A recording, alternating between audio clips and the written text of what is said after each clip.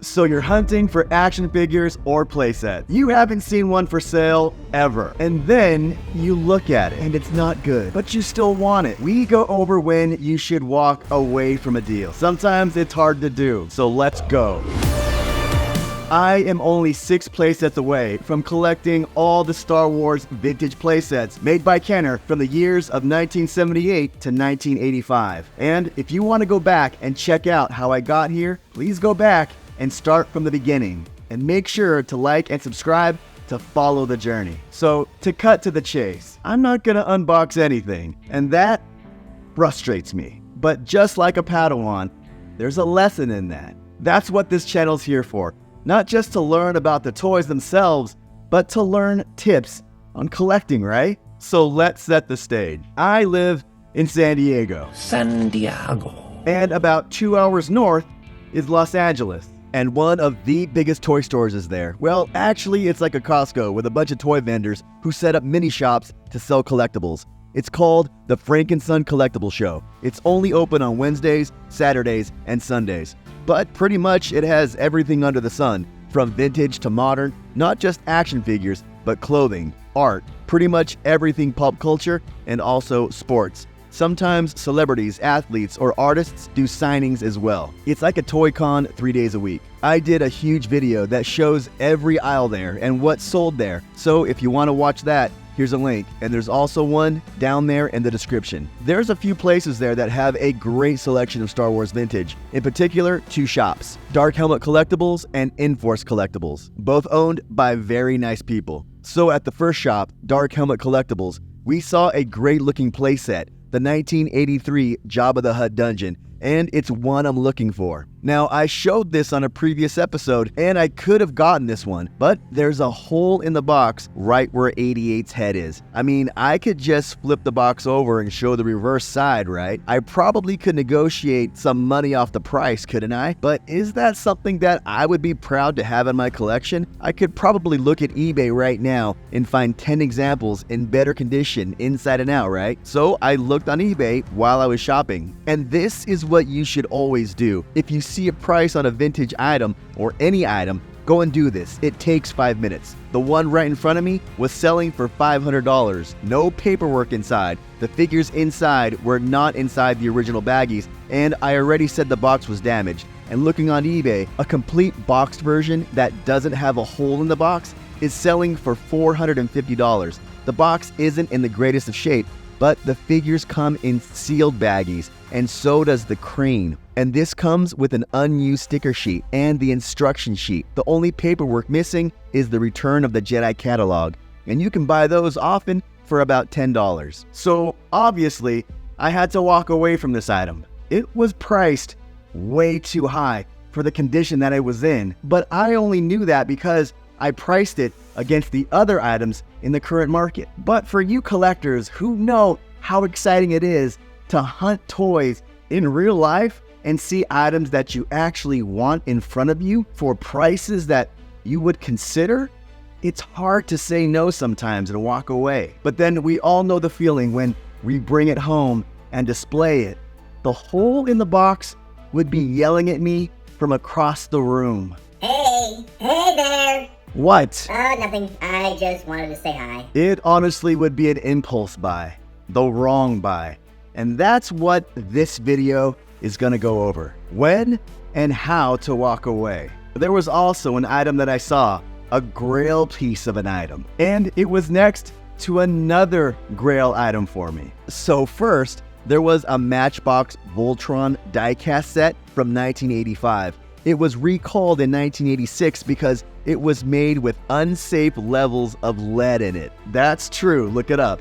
I'll do a video on it when and if I get it, but it's probably gonna be when I get it. I know this is a Star Wars run, that's why I didn't get it, but I really wanted to. But the price, $2,500, and the contents are not sealed. That's a big price. And looking on eBay, that price seems a little high, as I was able to find a complete box with unbroken complete lions for $400.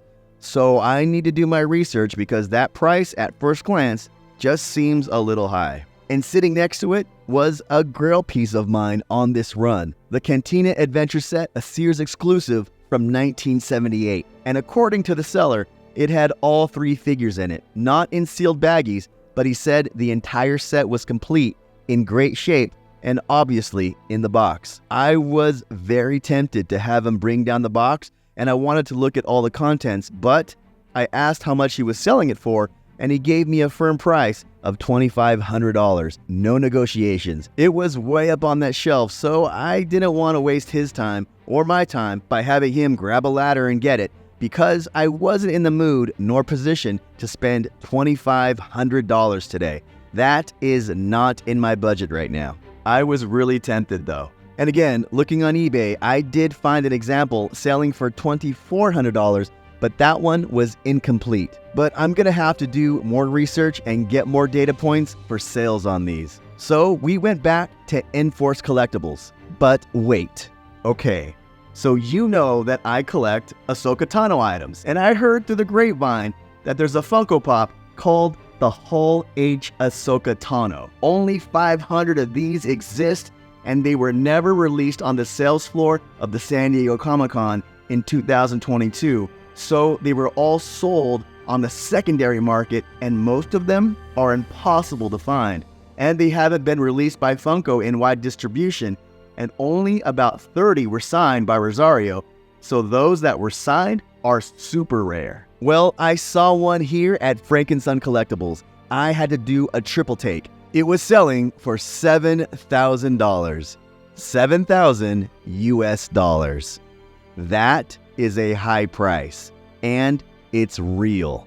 Would I spend $7,500 for it? Heck no. Okay, back to the hunt. We went back to Enforce Collectibles, and I love going here. George, the owner, is the coolest person ever and a really nice guy. He has some amazing items. Loose action figures, carded, boxed, modern. It's a really cool setup. And he had some items that I've seen when I've been there before and that I wanted to check out. He had a boxed Droid Factory made from 1979 and a boxed Hoth Ice Planet playset made in 1980. We did ask him what he wanted for them, and he wanted $200 for each.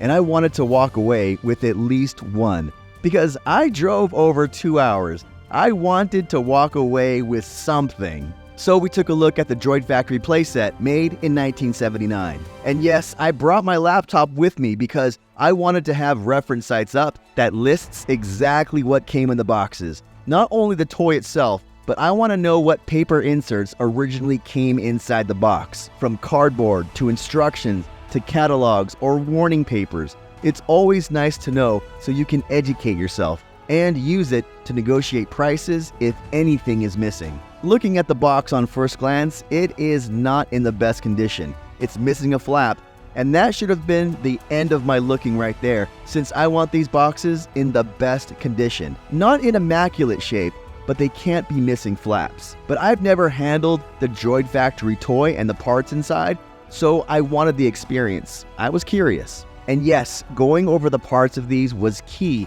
because there are small pieces for this one. The first item I looked at was the small connector pins.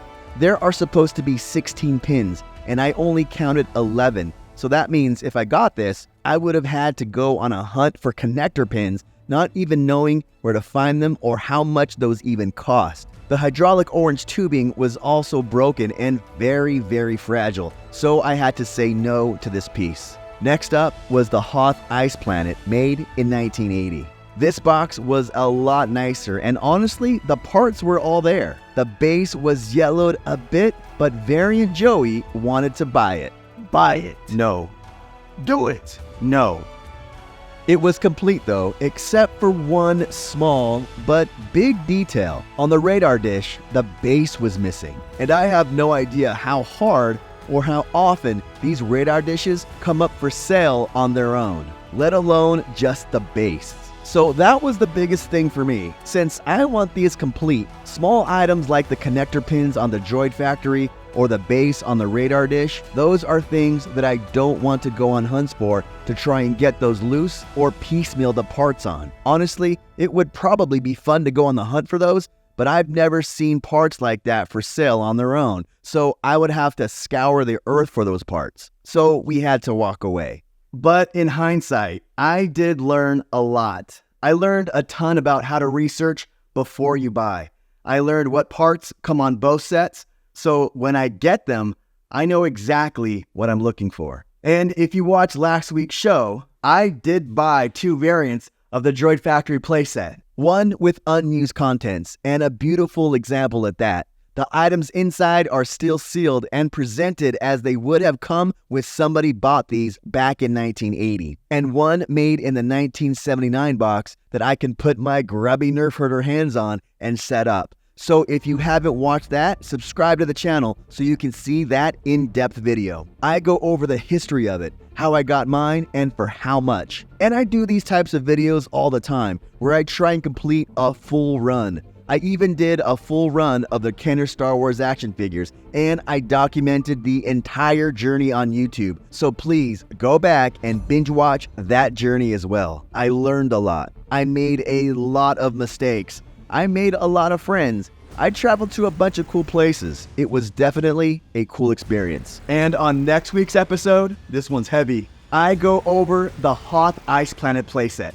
I do a full history, what you have to look out for before you buy this playset, and how much I got mine for. So come back next week for that episode. But if you found this video interesting, please give it a like. That does support the channel. And if you want to see more content like this, please consider subscribing. To support me on a higher level and make these videos possible, please join my community over on Patreon and get some amazing perks. And if you want to keep the support right here on YouTube, please hit the join button and join the Academy for some amazing perks as well. I thank all my supporters.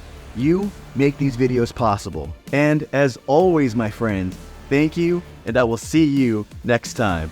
Look at me. No, look at me. No. Okay, I'll see you guys next time. If you're new to the channel, check out the welcome video, or just check out the next episode. And please subscribe if you want to follow the journey. And remember, there is no shame in being a Padawan.